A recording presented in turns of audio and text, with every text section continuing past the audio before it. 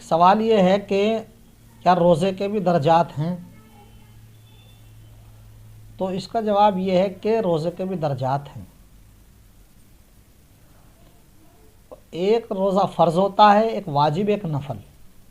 فرض روزہ رمضان مبارک کا ہے، اور واجب وہ ہے جو آدمی منت اور نظر مان لیتا ہے، اور نفلی روزہ وہ ہے جو آدمی عام طور پر رکھتا رہتا ہے،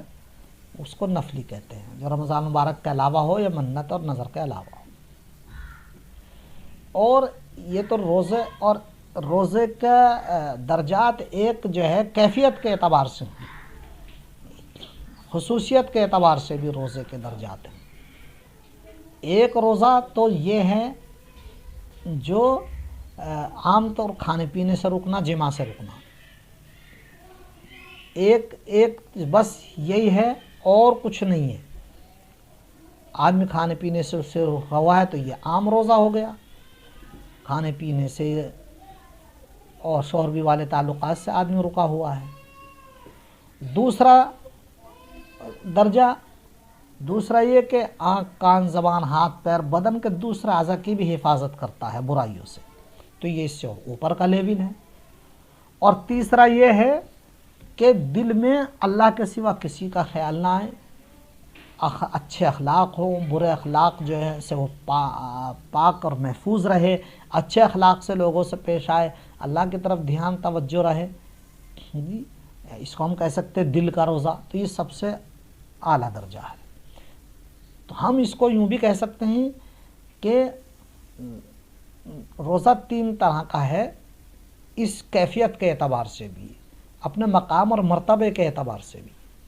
کہ ایک تو عام روزہ ہے جس میں آدمی صرف بس اتنا کرے کہ کھانے پینے اور ازدواجی تعلقات اور شوہر بیوی کے تعلقات سے رکا رہے،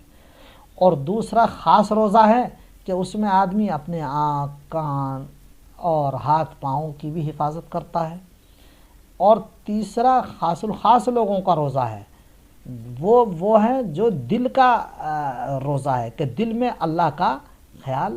ہو اور کسی کا خیال نہ آئے، یہاں تک کہ بعض اہل اللہ فرماتے ہیں کہ افطار کے وقت بھی خیال نہ ہو، افطار سے پہلے بھی خیال نہ ہو کہ افطار کے وقت کہاں سے آئے گا۔ یہ خاص لوگوں کا سب سے خاص جو ہے روزہ ہے۔ تو اسی اعتبار سے اب یہ بھی سمجھ لیں کہ روزے داروں کے بھی تین درجات ہو جائیں گے، ایک عام لوگ روزے دار، دوسرے خاص لوگ روزے دار، اور تیسرے اخص الخواص، یعنی خاص لوگوں میں سے بھی خاص لوگ روزے دار۔ چنانچہ امام غزالی رحمۃ اللہ علیہ نے روزے داروں کے یہی تین درجات ارشاد فرمائے ہیں۔ وہ فرماتے ہیں تین روزے داروں کے تین درجات ہیں، ایک عام لوگ، ایک خاص لوگ، اور دوسرے اخص الخواص لوگ۔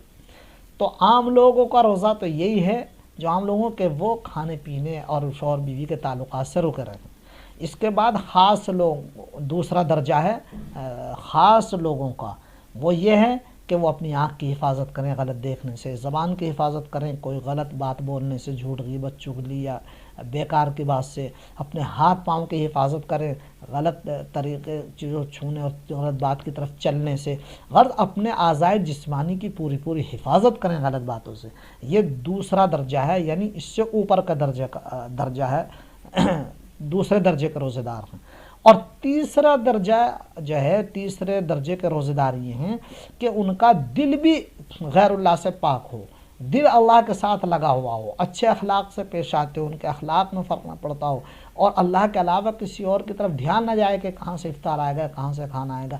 دل بھی غیر کا خیال آنے سے پاک رکھیں، دل میں غلط وسوسے نہ آئیں، دل میں کسی کے خلاف اسکیمیں نہ بنیں، صرف اللہ کی طرف ہو دھیان، ہو اللہ کا خیال ہو۔ تو یہ سب سے اوپر کا تیسرا درجہ ہے۔